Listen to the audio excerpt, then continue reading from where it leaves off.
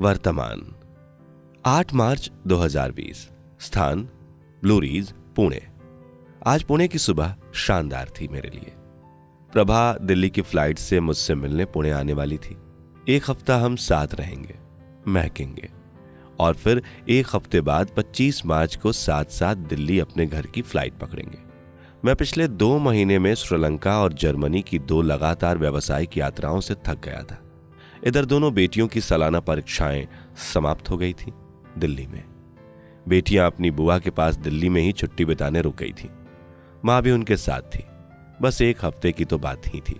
शाम को 4 बजे प्रभा अपनी यात्रा की सदाबहार पोशाक में कार से उतरी। जीन्स और टॉप, साथ में स्कार्फ। हमेशा की तरह मेरे उपन्यास की नायिका, शीतल, मंद, सुगंधित। वही मुस्कुराती हुई उसकी स्थायी पहचान, खिला हुआ चेहरा। सफर कैसा रहा? मैंने उसका बैग कार से उतारते हुए पूछा। First class. ऐसी मुस्कान जो दीवाना बना दे। लिफ्ट से हम 23वीं मंजिल पर जा रहे थे। विवाह के 21 साल बाद भी हम प्रेमी प्रेमिका ही लग रहे थे। इस पूरे हफ्ते को हमने जी भर के जिया। रात को देर से सोना, सुबह आराम से उठना, दिन में थोड़ा ऑफिस का काम, शाम को ब्लू रिज का 3 मील का पैदल चक्कर। जी भरकर एक दूसरे का साथ, जो हमें सदा से बेहद पसंद था। बहुत सारी चर्चाएं करते हुए और भविष्य की योजनाएं बनाते हुए समय जैसे भागा जा रहा था। हम नहीं जानते थे कि वैश्विक महामारी का अनुभव क्या होता है। तब हम यह भी नहीं जानते थे कि यह सिर्फ चीन, इटली, ईरान की समस्या नहीं है। यह अब भारत की समस्या बनने वाली थी। मेरी और मेरे परिवार की समस्या, प्रभा की समस्या। 25 मार्च 2020। स्थान पुणे, ब्लू रिज।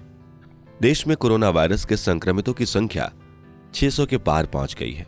इस बीच प्रधानमंत्री नरेंद्र मोदी ने कहा है कि कोरोना वायरस से लड़ाई जीतने में 21 दिन लगेंगे। News source news desk, Amar Ujala, 25 मार्च 2020। बकौल शायर, आदमी को चाहिए वक्त से डर कर रहे, कौन जाने किस घड़ी वक्त का बदले मिजाज। मैंने सुबह उठकर प्रभा को बुरी खबर सुनाई। लॉकडाउन का ऐलान होते ही सब डोमेस्टिक फ्लाइट कैंसिल हो गई हैं। अब दिल्ली वापस जाने के लिए कुछ दिन इंतजार करना पड़ेगा। वह उदास हो गई। मुझसे ज्यादा समझदार थी। उसे पता था कि और बुरा हो सकता था। मैं एक अति सकारात्मक व्यक्ति था, व्यवहारिक की हद से आगे। हालांकि अब सोचता हूं तो गलत है कि व्यवहारिक तो मैं तब भी था, लेकिन अपने परिवार पर कोई भारी मुसीबत आएगी, यह बात मैं सोचना ही नहीं चाहता था।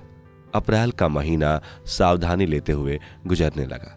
कोविड तब महाराष्ट्र में अपने पंख पसार रहा था। मैं और प्रभा कोविड के पूरे प्रोटोकॉल को बरत रहे थे।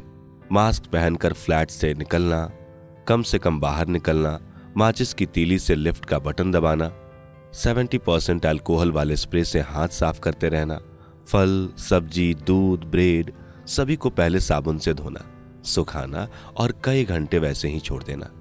महामारी से बचने की हर मुमकिन कोशिश जो हम कर सकते थे, कर रहे थे।